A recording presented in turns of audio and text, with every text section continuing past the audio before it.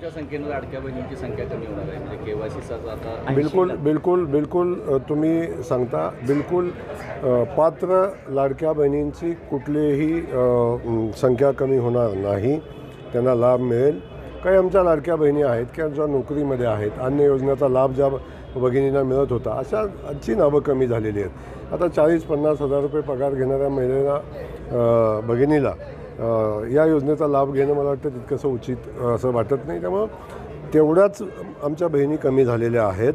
बाकी जो पात्र बहिणी आहेत त्यांचा कुठंही नाव कमी झालेलं नाही, त्यांना मिळणारा लाभ बंद झालेला नाही. 100% त्यांचा लाभ त्यांना मिळेल. पण त्याला जोडून जयंत पाटलांनी गरज सोडून वैद्यमरू अशी उपमा दिली आहे. आता त्यांनी आजपर्यंत जनतेचा वापर अशा पद्धतीनं केला म्हणून जनतेनं आता व्यवस्था केलेली आहे. अधिकचं बोलणं उचित नाही, परंतु जे कृतीतून त्यांनी केलं होतं जनतेबाबतीत, तेव्हा जनतेनं निर्णय घेतलेला आहे. आता त्याचं फळ आता ते आपण सगळेजण बघतोय.